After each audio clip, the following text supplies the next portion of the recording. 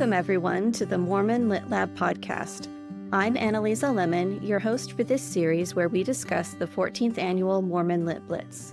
Today, I'm joined by J.S. Absher, author of Mad Poet Passes. Welcome.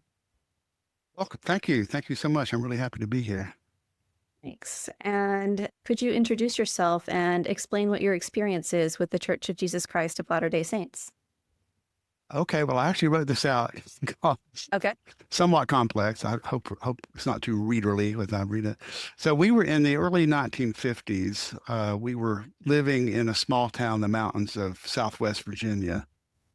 My mother was tracked out by missionaries, and she was disposed to believe the Joseph Smith story because she had just had a dream of Jesus Christ. And she thought, well, if I can dream about Jesus, he can certainly appear to, Joseph Smith. As a kid, my dad had frequently run away from home. And one of those times he ended up with an LDS farming family in Jerome, Idaho. And that was one of the happiest times in his life. So he was well disposed towards the church and church members. He didn't join for several years, and he was always kind of a Jack Mormon. But he always encouraged us to participate actively. I was baptized when I was almost 9 in the swimming pool of the YMCA in Freeze, Virginia. The church was pretty short on infrastructure in the mountains of North Carolina, Virginia back in those days. And in fact, the church where my mom was baptized in Marianne, Virginia, is still a branch, although they have a building. Excuse me. When I was in grad school at the end of the semester, just before Christmas, my dad killed himself. And that really figured mightily in the years that followed. They were, as President Kimball would call them, years that the locust has eaten. I was already struggling with about everything in my life, personal relationships, my marriage, many things. And that kind of gave me a reason and an excuse for letting everything crumble away. So my son was born then. My marriage crumbled away. I let it go, sadly. And I became inactive for more than 20 years, quit writing poetry for several years, had to work 2 and 3 jobs to dig out of the financial hole I was in. A key moment came, and this was just a moment of pure grace, unearned, undeserved. I was at work, walking across the hallway, and suddenly an influx of intelligence just poured into me. And I had 3 promises: that I would find love, sufficient income, and success as a writer. Now, this didn't mean fame or fortune or anything spectacular, just a satisfactory sort of life, which I didn't feel like I had then. So like I say, it was a moment of pure grace, completely unearned and undeserved. I've never really forgot about it for long. So as the years went by, I encountered missionaries on the street and started talking to them. My then girlfriend took the lessons and joined the church. I became active again, and we were sealed in the temple 11 years ago.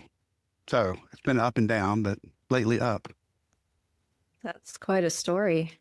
Oh, that wasn't too much.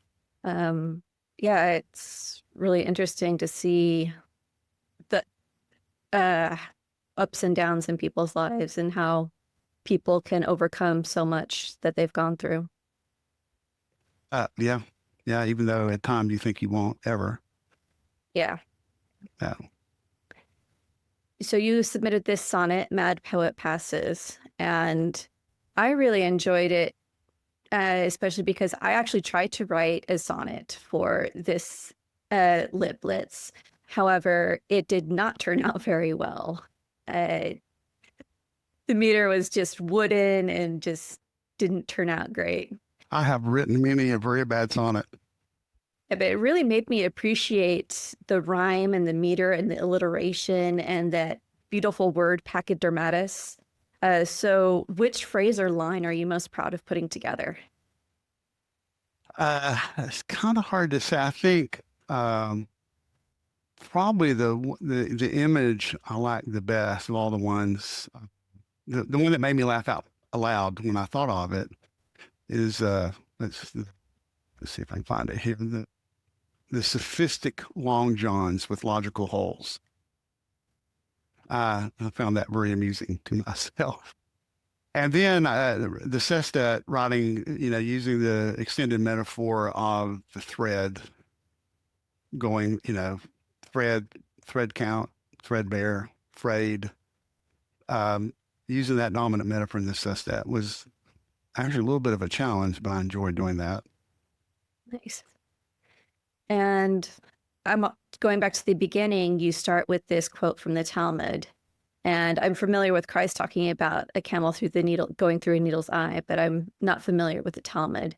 So how did you come to choose this quote to lead the sonnet? You had asked me that question in preparation for this chat, and I cannot remember where I found that quotation. I thought I knew where it was, but I looked, I have the ebooks where I thought I had it, and I've searched and it's not there.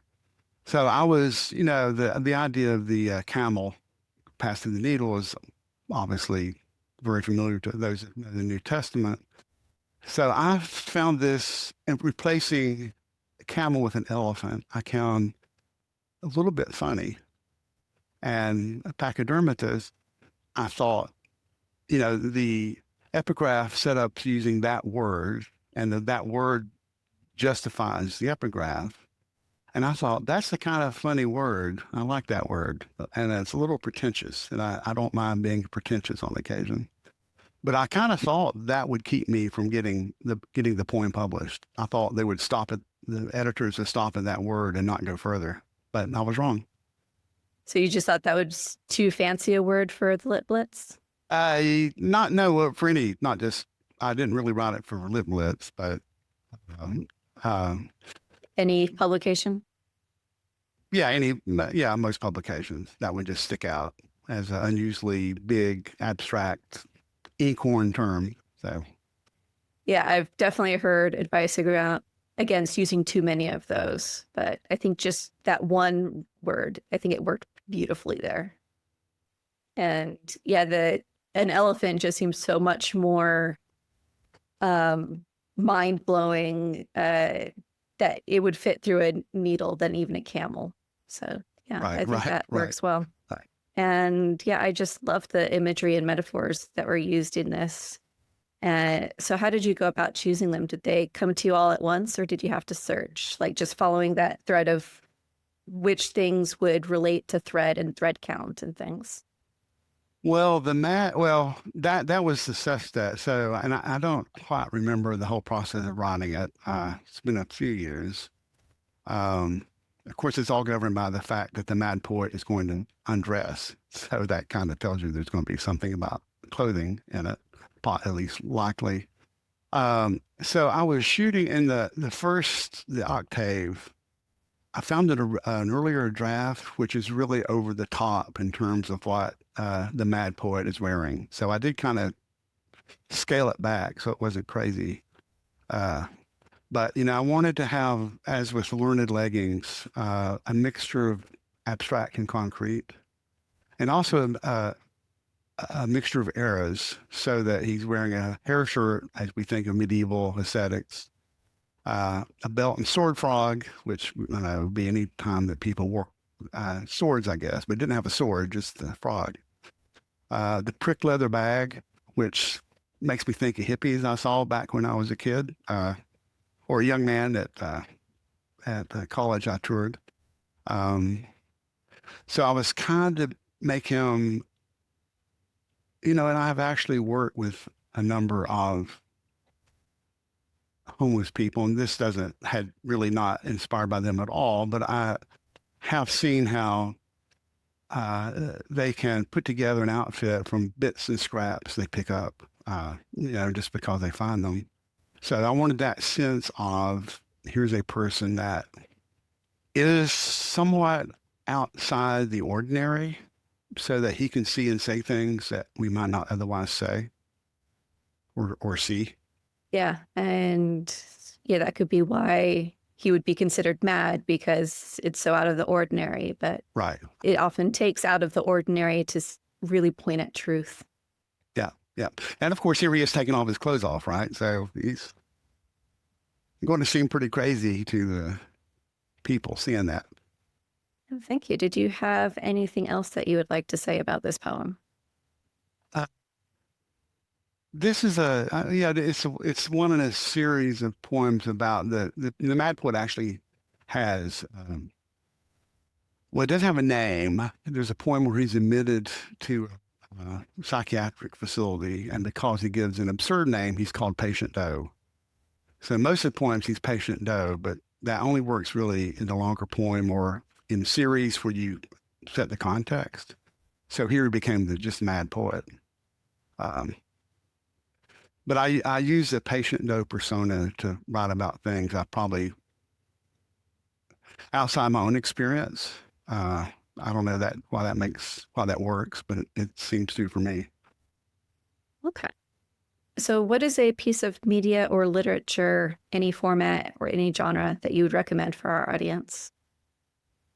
Well, I thought about that. So, I went to BYU, then I did get a PhD from Duke, but it was after a long struggle. And it was, even though I got the degree, I can't say it was a successful period in my life. That's the period my dad died. Um, so I was just outside the church culture and outside the Intermountain West culture for a long time. So one thing that surprised me when I came back is that how much writers and readers are into genre fiction, which really doesn't most of the time doesn't appeal to me. So my recommendation is going to be a little bit out there, I think, for most of the people listening to this, watching this. Uh, and I have a few. The lately, well, over the last several years, Rilke is, of course, world famous German poet, one of the best poets of the 20th century. At the end of his life, he wrote poetry in French, which I can read, although I have to use dictionaries and other helps, but so I have read and translated some of his French poetry, which I have found very interesting and inspiring. Memoirs that I've read several times and deeply influential or by Elias Canetti, who was a Sephardic Jew born on the Lower Danube in 1905. He eventually won the Nobel Prize primarily for his memoirs. I highly recommend those. And then an odd book that's hard to classify, Roberto Colasso, Ruin of Cash. Though I've spent a lot of time reading and rereading that. And then in terms of poets, I read lots of people, mostly older, W.H. Auden, Yeats, Elizabeth Bishop, Marianne Moore, Seamus Heaney, and Cavafy, just some. Very nice. That gives people a nice wide variety for people to choose from. Yeah. And do you have any other projects or places to find you online that you'd like to tell our audience about? Like, do you have more of these Mad Poet passages? You said you've written more of these Mad Poet poems. Could we find them anywhere else? One was published in the North Carolina Literary Review a couple years ago. It's about when he escapes from the institution he's in and goes on the town and meets up with a person that, at least in his mind, has no head, or he's carrying his head. And they have a combative conversation about various items. It's really, and a lot of the Patient Doe poems are about poets having the ability to write about anything and not be limited by political correctness, as we used to call it back in the day, or other things. So that's one of the things that Patient Doe and the No Head Man are talking about. They're arguing about, really, is that. But of course, I'm not going to remember the name of that poem. But it's in North Carolina. If you Google North Carolina Literary Review, Absher, Patient Doe, it should probably come up. Yeah, if I can find it, I'll put it in the show notes. Yeah. I have a website, www.jsabsherpoetry.com. So there are blog posts and poetry and more. So two other projects, not poetry. One is I've drafted a memoir of my father, 70,000 words, that first go round, several publishers rejected it, so I probably need to revise it, but it's been sitting in my inbox for over a year. And then there was a 1895 in Winston-Salem, North Carolina, which was then a rising tobacco industrial town. There was a incident where a lynching was forestalled by the action of several African-American citizens of the town. And so one of my questions was, well, who were they? What were the interests? Where did they come from? What happened to them? So I've written, scattered through my blog posts, or quite a few articles about those guys, that situation, and to the extent I can figure out who they were, what their backgrounds or friendships or social networks, that sort of thing. So that's it is it is in fact well outside of my wheelhouse. So work on it has been very slow, and I'm not super confident in my ability to carry it off, but it has been very meaningful to me to understand the kind of people who would put their lives in danger to protect someone from being lynched. I definitely would see that as a very worthy project to research, especially since it is a period of history that is often glossed over in the U.S. The period between Reconstruction and Jim Crow, and this falls right in that period, is often overlooked. Jim Crow the full-blown Jim Crow hadn't quite arrived in North Carolina in 1895. It had in the deeper South, but it was still people thought it could maybe be avoided in North Carolina, but of course it wasn't. Okay. Well, thank you so much for joining us and sharing all about your poem and everything you've got going on. Oh, thank you. Thank you. Enjoyed it very much. Yeah. Thanks for talking with us, and hope to see you again in the Lit Blitz. I hope so. All right. Thank you. For more information about the Mormon Lit Blitz, visit mormonlitlab.org. If you would like to support the Mormon Lit Lab in producing Mormon literature through contests, workshops, and publications, look for their PayPal or visit patreon.com/MormonLitLab.